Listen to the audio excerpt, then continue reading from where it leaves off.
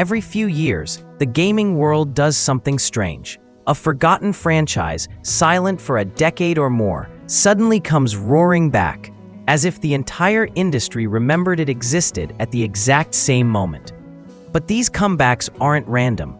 Studios don't drop millions reviving a dead IP unless something big is happening underneath. And right now, we're living through one of the biggest resurgence waves gaming has seen in over a decade. Old legends are returning. Genres we thought were gone forever are resurfacing. And a few franchises on this list almost didn't survive long enough to make that comeback at all. This is Pulse Gaming. If you love deep dive gaming breakdowns with no fluff, hit subscribe and join the squad, because today, we're unpacking why these dormant franchises are finally stepping back into the spotlight. Number 1. Vampire: The Masquerade Bloodlines 2. Some franchises come back cleanly. This one fought its way out of the grave. Bloodlines 2 was supposed to be a simple sequel. Then the studio changed, the writing team changed, the launch window collapsed, and everything spiraled into outright development chaos. But somehow, the game refused to die. And the reason is simple. The original Bloodlines wasn't just another RPG. It was a cult icon, a one-of-one experience blending PC RPG depth with a vampire world no game has replicated since 2004. The fanbase carried this franchise for 20 years through mods, forums, and pure obsession. The comeback isn't just a new game, it's an attempt to restore a genre that disappeared with it. And if this revival actually lands, it'll be because the fans held the door open long enough for the devs to walk back through. But some returns are less about passion and more about waking up a dormant giant. Number 2. 007: First Light. For years, James Bond games were everywhere. Then suddenly, nothing. 2012 was the last proper Bond release, a disaster that killed the franchise in one swing. So what changed? IO Interactive, the minds behind Hitman, took over. Suddenly, the idea of a Bond game made sense again. Early career Bond, fresh into the 00 program, blending precision stealth with explosive action and that slick Bond energy fans crave. This is the first time in over a decade the character is being rebuilt from the ground up. Not tied to a specific movie, not tied to a specific actor. A blank slate. We're not just getting a game, we're getting a chance to redefine what Bond even is in gaming. And that trend continues with our next comeback, but in a completely different era. Number 3. Mafia: The Old Country. Some franchises don't need to reinvent themselves. They just need to remember who they were.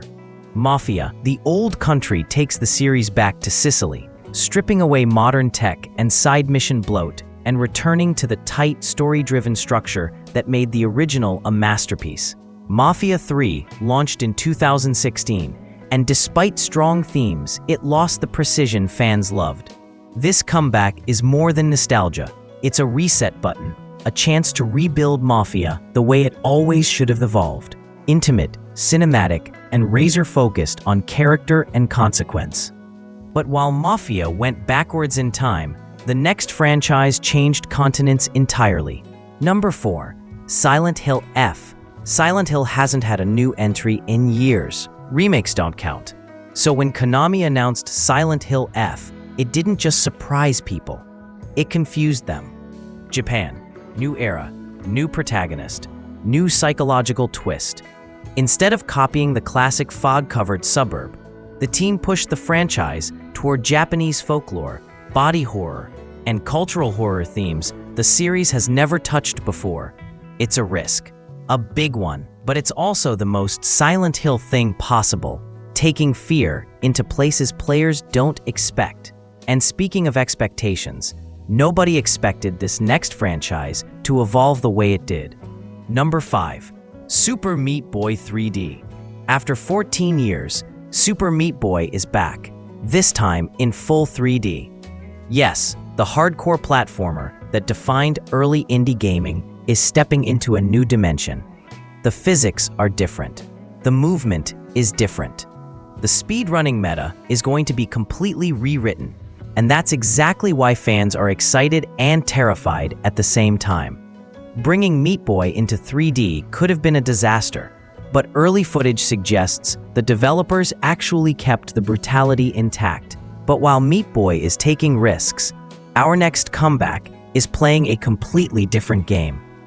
Number 6. Skate 4. The Skate series didn't just go away. It vanished for over a decade while EA figured out how to monetize it.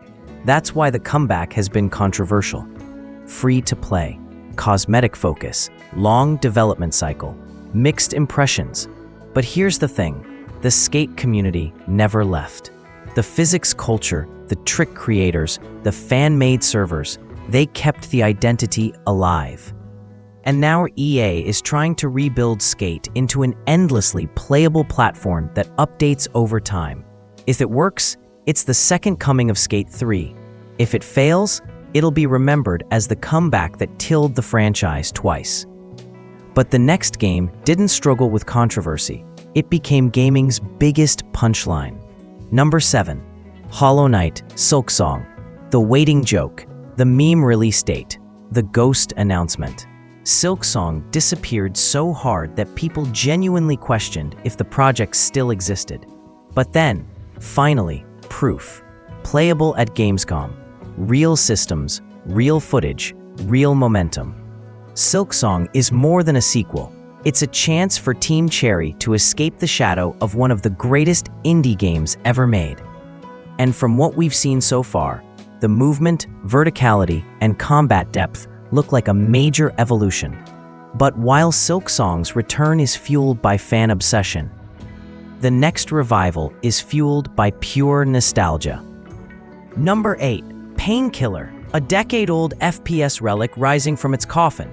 Painkiller was always the underrated sibling to Doom and Serious Sam, but this comeback pushes it toward co-op mayhem with ridiculous weapons and frantic combat. And here's why this matters. Old-school arena shooters are exploding again. Boomer shooters, fast shooters, retro-modern hybrids. Painkiller is stepping right into that momentum with something that feels both new and aggressively old school. But the next comeback, this one is returning to settle unfinished business. Number 9. Ninja Gaiden 4. Team Ninja teaming up with Platinum Games is unexpected, but it signals something huge. This isn't a remake, reboot, or nostalgia project. This is a full evolution of the series. New character, new systems, new combat depth. And fans are cautiously optimistic because Ninja Gaiden 1 and 2 are action game legends. This revival isn't trying to recapture the past. It's trying to match it, modernize it, and maybe grow beyond it. But while Ninja Gaiden pushes forward, another legend is stepping out of the jungle unchanged, just sharper. Number 10. Metal Gear Solid 3 Delta. Remaking Metal Gear Solid 3 is one of the riskiest moves in gaming. It's sacred ground, a masterpiece, a gateway game for an entire generation. So how do you bring it back without ruining it? Konami chose faithfulness. New engine, same structure, cleaner controls, preserved atmosphere. It's going to divide fans, but early previews suggest the team knows how fragile this franchise is. Metal Gear isn't just returning, it's being carefully reconstructed for a new audience, which is the exact opposite approach of our next comeback. Number 11. Styx, Blades of Greed. Most players never touched a Styx game, but those who did became hardcore fans. There's nothing else like it. A grimy goblin thief sneaking through dark fantasy cities with stealth systems, more old school than most AAA studios dare attempt today. This comeback adds supernatural powers, deeper assassination routes, and refined level design. It's not loud, it's not flashy, but it fills a niche no other game is targeting, and that's why it matters. But if Styx is a niche return, the next one is a legendary reboot that has to get everything right. Number 12. Fable. This is the comeback that makes everyone nervous. Playground Games, known for Forza Horizon, is rebuilding an RPG defined by British humor, morality choices, and magical charm. That's hard. Really hard. The tone has to land. The writing has to shine. The world has to feel whimsical, weird, and warm. We've been waiting since 2010 for a proper Fable entry, and the secrecy around the project only makes the anticipation heavier. If it succeeds, it'll be one of the most important RPG returns in a decade. But from fantasy, we move to a sci-fi giant reborn after 20 years. Number 13, Metroid Prime 4. Beyond Metroid Prime 3, released in 2007. Every year since then, fans have begged Nintendo for a sequel. Now it's finally here. Same studio, new hardware, and early previews showing exactly what fans hope for. Tight level design, moody environments, and explosive boss encounters. This isn't a reinvention, it's a continuation. Metroid Prime is returning because it never should have disappeared to begin with. And neither should the franchise up next. So why are all these franchises returning now? Because the industry is shifting, nostalgia is powerful, familiar IPs are safer bets, and players are hungry for depth, personality, and identity in an era flooded with live service clones. Some of these comebacks will change everything, some will crash and burn, and some might surprise us in ways nobody sees coming. Which franchise are you most excited for? And which comeback do you think might actually fail? Drop your thoughts below, and if you love deep gaming breakdowns like this, hit subscribe. This is Pulse Gaming, and I'll see you in the next one.